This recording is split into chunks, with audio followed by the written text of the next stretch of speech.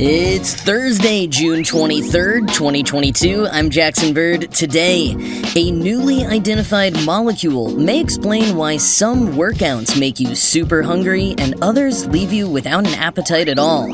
Plus, a spectacular planetary conjunction is on display this weekend, how to catch sight of 5 planets at once. Researchers have a new theory for why all those fish fell from the sky in Texas last year, and a new J.R.R. Tolkien book is coming out in November, sort of. Here's some cool stuff for your ride home. You know how sometimes after you exercise, you're absolutely ravenous, but other times you're kinda not hungry at all? Scientists may have just figured out why, and it's thanks to a newly identified molecule they're calling an AntiHunger Molecule. In a study published in the journal Nature last week, scientists looked at how small molecules change in the bloodstream during exercise in mice as part of a broader investigation into the molecular changes that occur in our bodies when we work out.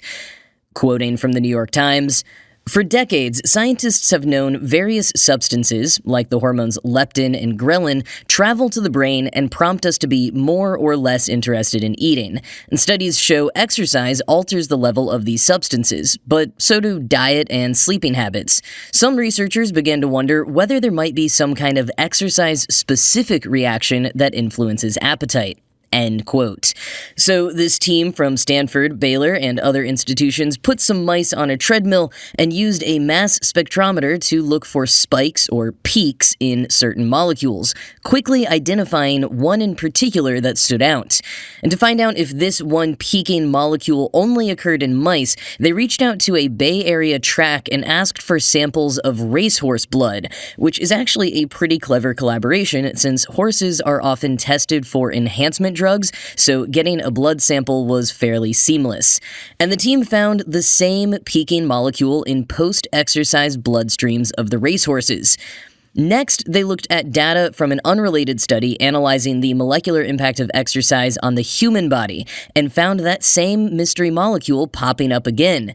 Only this time, the other team had already decoded the chemical formula, so now they had a bit more of an answer. The molecule was a combination of lactate and phenylalanine. They dubbed it LACPhi.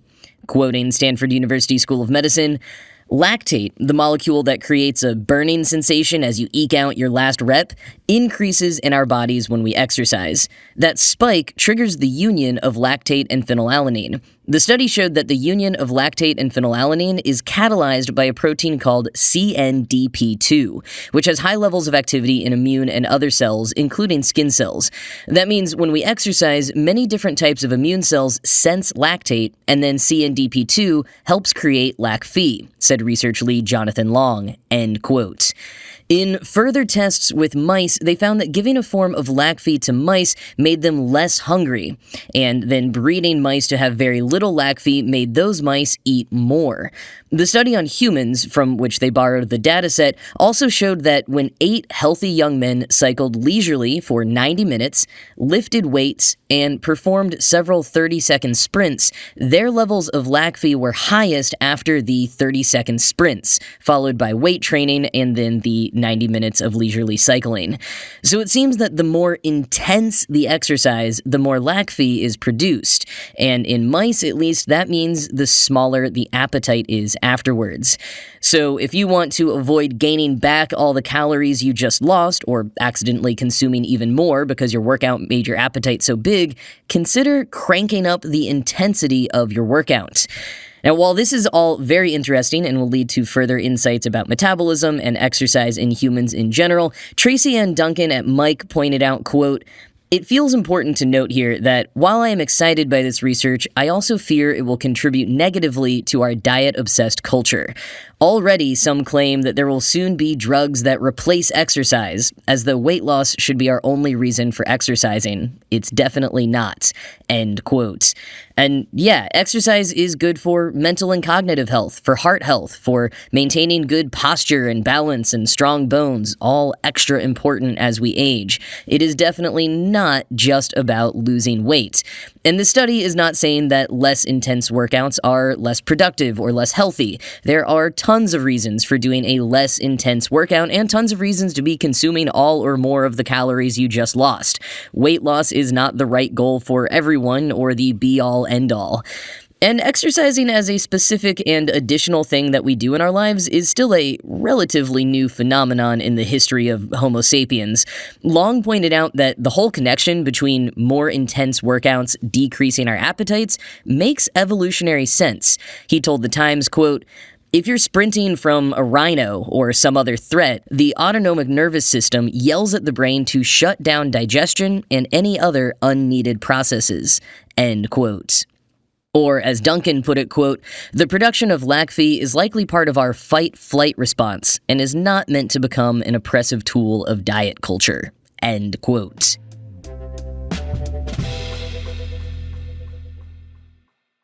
This month, for the first time since 2004, and the last time until 2040, 5 other planets are lined up and visible to the naked eye. The planetary conjunction of Mercury, Venus, Mars, Jupiter, and Saturn has been ongoing throughout the month, but tomorrow, Friday the 24th, is likely to be the best opportunity to spot all 5 without a telescope. On that night, the moon will even happen to be positioned right between Venus and Mars, acting as a kind of proxy for Earth. As the Society for Popular Astronomy's chief stargazer Lucy Green put it to the BBC, the planets will look like, quote, "a string of pearls spread out from close to the horizon." End quote. The whole conjunction should be visible until Monday from most parts of the world, although Mercury might fade from our sights after that. Conjunctions of a few planets happen every couple of years, but getting 5 planets is pretty rare, about every 2 decades. Like I said, this won't happen again until 2040. And planets don't always appear in the order that they are from the sun. This is a special case, and Space.com notes that especially with the moon positioning itself as well as all the planets in order, this hasn't happened since 1864. But according to the Washington Post, we will never see all 8 planets perfectly aligned, due to the different orbits and tilts of each planet, which really does get pretty complicated and makes it all the more amazing that we even ever see this many at once. Now, because planets are so much brighter than stars, even city dwellers should be able to see them unaided, given the sky is clear and dark enough this weekend. It also helps to be up on a roof or otherwise away from buildings and trees that could obscure your view of the planets, especially Mercury and Venus that will be closer to the horizon. And the Post suggests going out about a half hour before sunrise if you're in the northern hemisphere. Southern hemisphere planet gazers should look up around the same time, but their view will likely be better due to the planets rising higher in the pre-dawn sky, according to the BBC. The Post notes that Mercury will be the toughest to spot. Quote, "The small, dim planet is usually lost in the glare of the sunrise or sunset, but the planet will travel progressively farther from the sun as the month goes on. On June 24th, Mercury should be much easier to spot and will be up an hour before the sun rises." End quote. So again, this is an early morning activity, not a nighttime one. Only Saturn will really be visible overnight.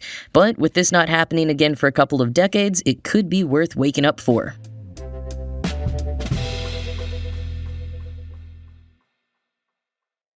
You may remember at the start of the year when I mentioned fish raining from the sky in Texas.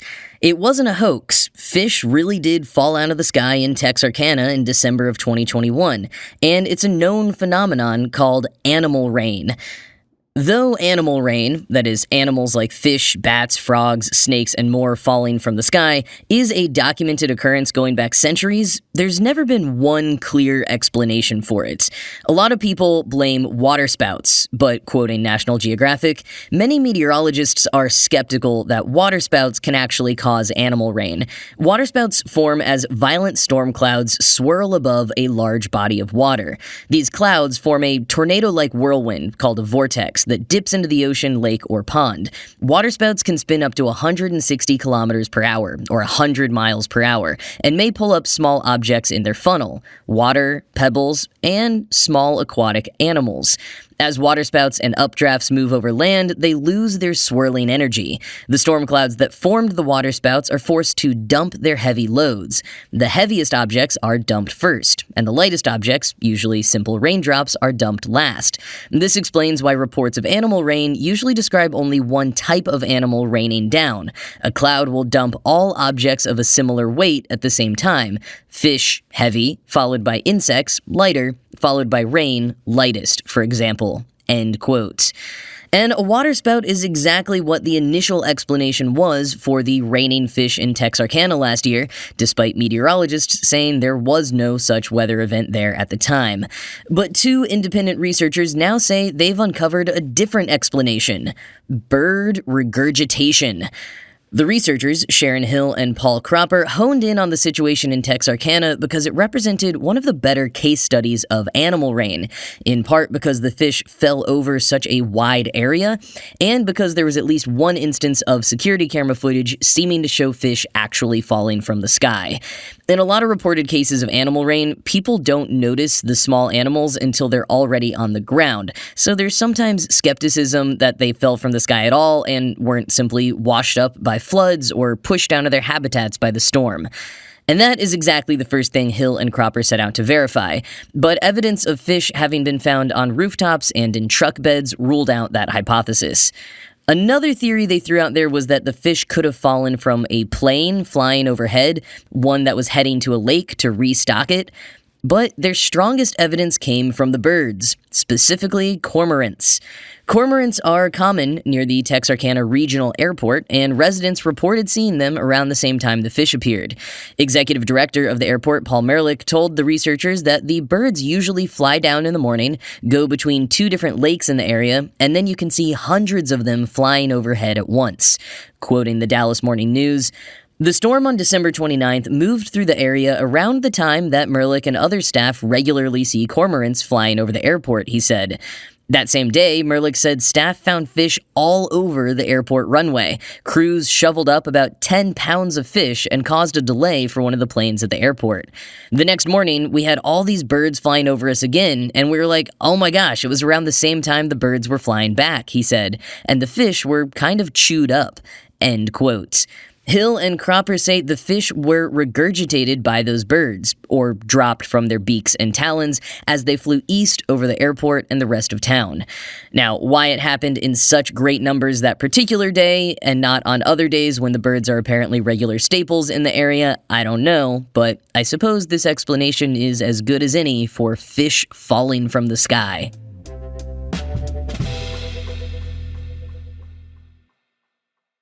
HarperCollins has just announced a new Tolkien book hitting bookshelves this November called The Fall of Numenor.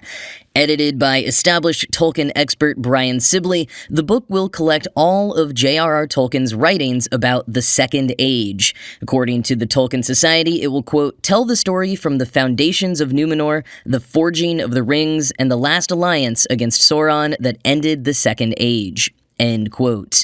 Slash Film points out that this is particularly well-timed as the Amazon Prime series The Rings of Power, which is set in the Second Age, will be premiering in September. And while previous Lord of the Rings film adaptations were based on the original novels, this new series isn't actually based on a book, just the appendices of Tolkien's The Return of the King. But this new single-volume collection will serve as a great resource to fill in the gaps for fans.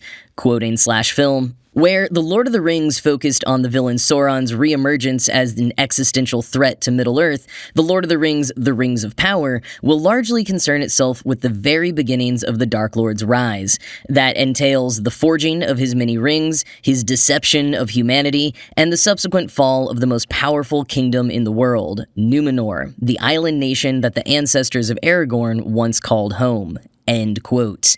The new book, The Fall of Numenor, will also feature color images and pencil sketches by renowned Tolkien artist Alan Lee.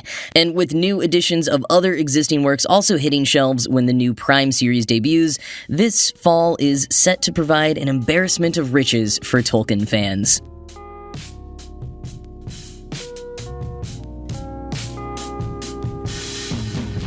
Well, in one of the most anticlimactic press releases of all time, Kraft Macaroni and Cheese has announced that after 85 years, they are changing their name to Kraft Mac and Cheese.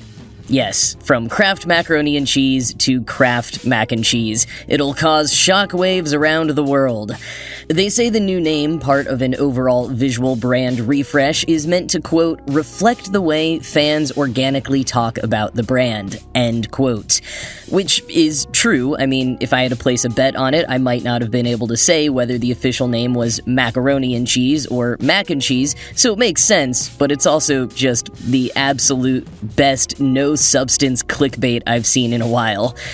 And that is going to be it from me for today. This show was produced by Ride Home Media. I'm Jackson Bird, and I will talk to you again tomorrow.